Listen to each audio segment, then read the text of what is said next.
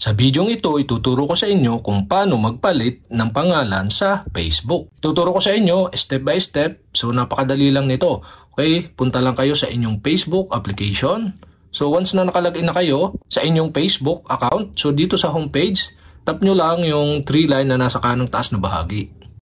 At dito, hanapin nyo yung settings and privacy. Okay, makikita nyo sa may bandang baba, tap nyo lang yung settings and privacy. Dito sa settings and privacy, punta kayo sa settings. At dito sa settings, hanapin nyo yung account center. Ito yung account center. So pag hindi nyo dito nakita or hindi nalabas, tap nyo lang itong search bar at i-search nyo ang account center. Yan, ito yung account center. So once na ma-search nyo na, tap nyo na yung account center. At dito sa account center, makikita nyo yung profile. Okay, tap nyo lang yung profile.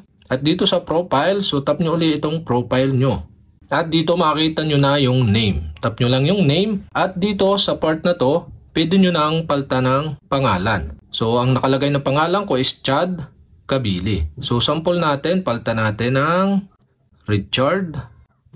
Once na mapalitan nyo na ng pangalan, dito sa baba may makikita kayo na review change. So tap nyo lang yung review change button sa baba.